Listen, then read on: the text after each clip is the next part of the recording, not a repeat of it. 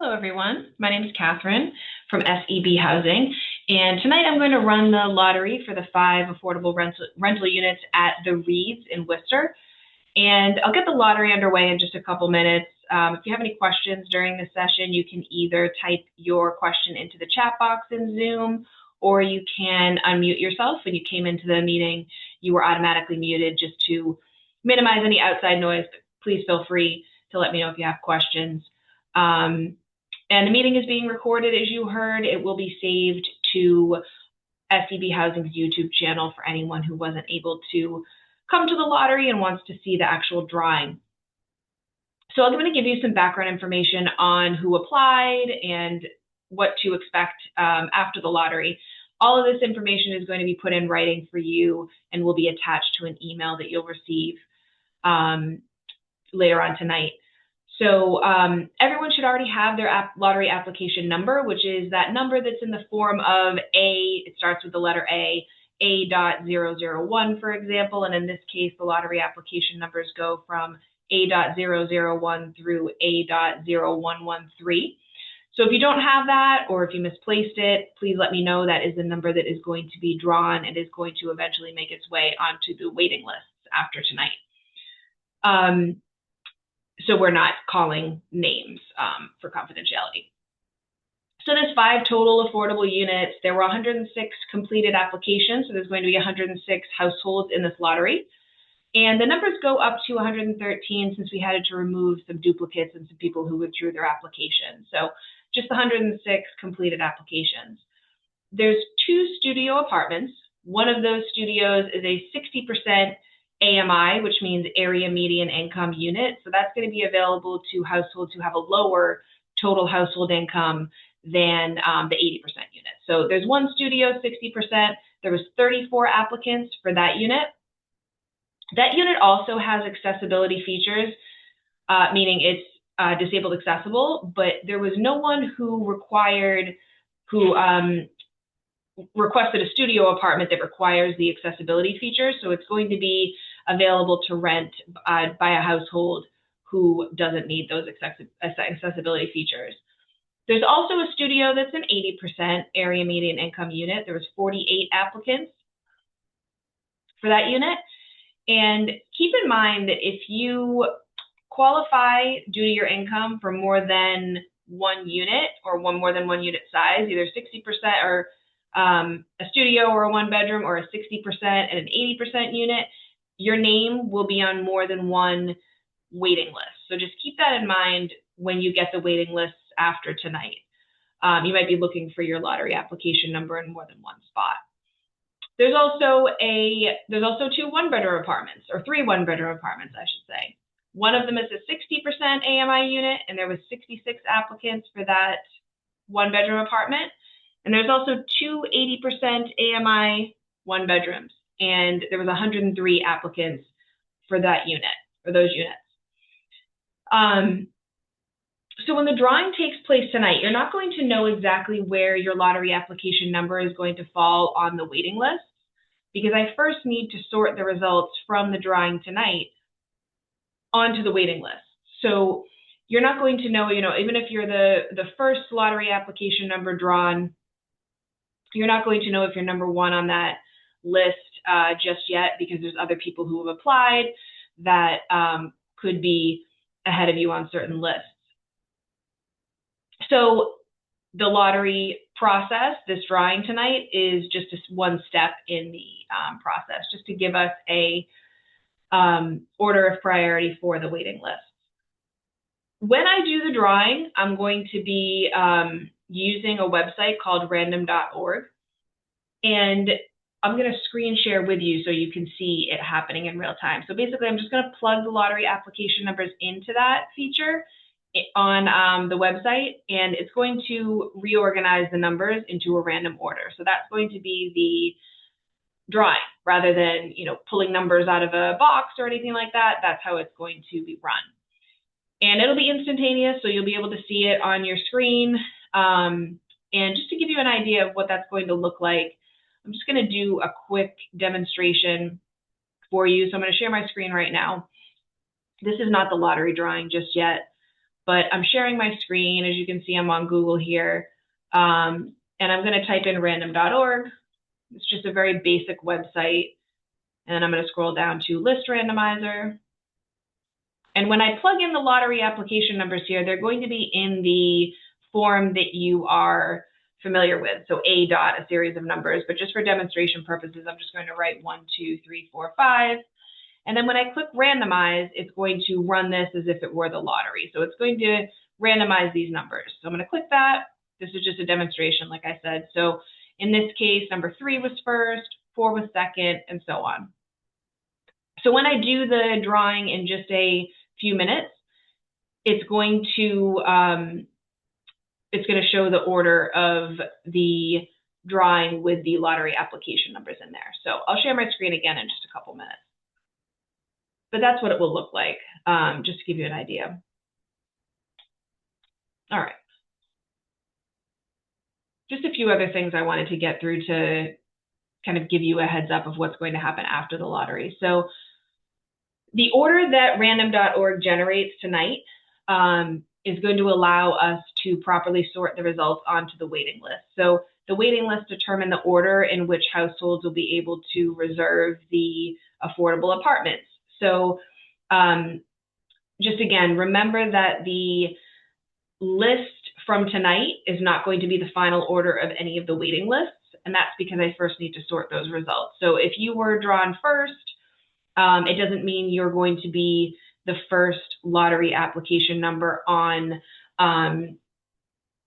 every list, because you haven't applied or qualified for every apartment. So just keep that in mind. Of course, if your lottery application number is drawn in one of the early slots, so if you're first, second, whatever it is, you're very likely to be towards the top of the waiting list. There are no local preferences or anything like that for this lottery. And since it's only studio and 1 bedrooms, there is no priority for larger household sizes because it's a 2 or 3 bedroom or anything like that. So, but still need to sort the results onto the waiting list to have that final order, because not everyone is going to qualify for both 60 and 80% units. So after the lottery, later on tonight, an email will be sent to all lottery households with more information on next steps. And that email will have a copy of the waiting lists attached. It'll just be a PDF that you'll see as an attachment.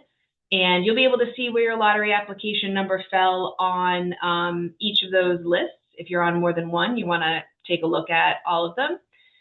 And when you receive that email, you're going to see that the top households on each waiting list are highlighted in green. So that's just indicating that those are the households that are going to immediately be invited to move forward to the next step in the process. And that next step is to complete a lease application with the leasing office over at the Reeds. So that could involve, credit check, rental history check, reference checks, that sort of thing. And if you're found to be lease eligible, you'll then be able to select and reserve an affordable apartment with the leasing office or the management team over at the Reeds. So the leasing office will let SCB Housing know once you have been approved and you've reserved one of the affordable apartments. So the final step in the process after doing that is to be referred back to SCB Housing for your program eligibility. So remember that to join this lottery or to be qualified for this lottery, you were qualified based off of your self-reported income. You haven't submitted any pay stubs, bank statements, tax returns, that sort of thing yet, but you will need to do that after reserving an apartment. So when SCB Housing is doing your final program eligibility, when we're confirming your eligibility for the affordable housing program, we're going to need those verifying documentations from you. And you'll have about 10 days to get that information into us, and we'll be working with you throughout the process.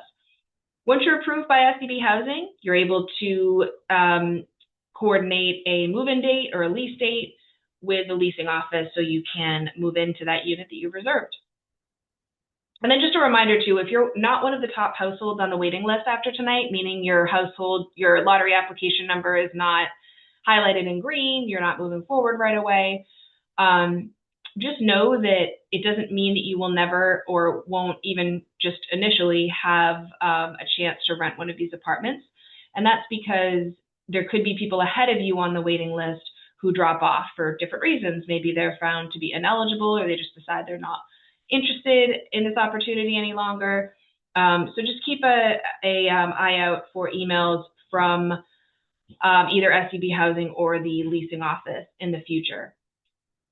And then you will, if you don't move forward in the process, you will be contacted each year by the leasing office to confirm whether or not you want to stay on the waiting list. About once a year, you will be asked by the leasing office if you would like to stay there, because they do want to keep a waiting list in case there's vacancies. So if an affordable apartment becomes available because someone moves out, they need to re-rent that affordable apartment to someone else who's qualified for the program. So they'd be looking to their waiting list to be able to do that. The first affordable units at the Reeds, they're available now. So once your lease screening and your program eligibility screening is complete, there shouldn't be much of a wait to move in. And just finally, one more thing before I run the drawing. So we just like to remind everyone, if you end up renting an affordable apartment, you always want to make sure that you understand that there's going to be recertification every year. So if you were to sign a lease for, say March 1st of 2026, around, January of next year, or maybe even the end of the year, a few months before your lease renewal date, you would be asked to recertify your income. So you would want to have, your tax returns and pay stubs, things like that, available to you either online or physically to be able to recertify your income with the leasing office each year. So just keep that in mind. But any questions at all before I run the drawing for the Reeds? It's just one drawing since there is no local preference or anything like that for this lottery. All right, if not, I'm going to share my screen again. Go back to random.org. You can see Google here again. I'm going to go back to random.org. The list randomizer. Okay, so I have a spreadsheet here that has every lottery application number on it. So it's numbers 1 all the way down to 113. So I'm copying these and I'm putting them into this rectangle here. And when I click randomize, that is going to be the, that's going to run the drawing. So this is the lottery drawing for the Reeds in Worcester. All right, so I clicked randomize. I'm going to take these results and I'm going to put them just into a spreadsheet that's a little easier for everyone to see. Just give me a second here and then I'll be able to scroll through so you can either find your lottery application number, or if you've called in and you can't see the screen, I can look it up for you if you just want to put your number into the chat feature there. Oops. All right, I'm just going to hide this so you're able to see the order drawn there. So I'm going to maximize this just to make it easier to read as much as I can. All right, so I know there's a few of you on the call, so I'm just going to scroll through. This is the lottery results. These are the lottery results for the Reeds in Worcester. So the first number drawn was A.111. We don't know if that person applied for both a studio and a one-bedroom. We don't know if they're 60% or 80% qualified or both. So that's why you don't really know what position your number is going to be on the waiting list just yet. But if your lottery number is, the first half of these, that is that means that you should have a favorable position on the waiting list. So I'm going to scroll down. You can see about 18 numbers right now. And I'm going to scroll down. And if you don't see your number, go ahead and drop your lottery application number into the chat function here, or you can unmute yourself and I will look it up for you. We'll just scroll down first before checking out the chat.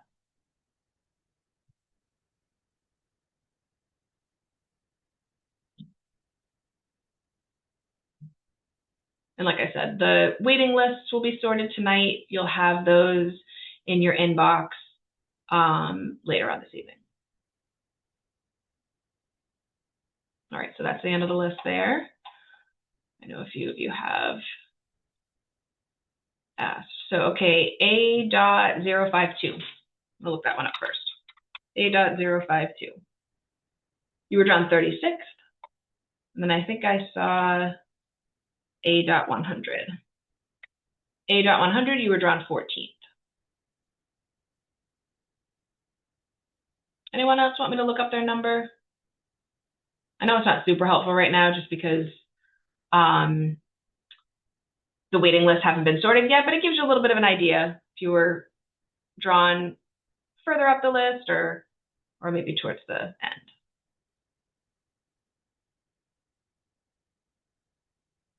All right, if everybody else saw their placement and you don't have any other questions, I just want to say that you'll be hearing from us. The email will be from info@scbhousing.com later on tonight with the waiting list attached. And if you have any questions on those, you can go ahead and reply. We'll get back to you tomorrow on the results if you have questions. And I appreciate you tuning in tonight. We'll be in touch very soon. Good night, everyone.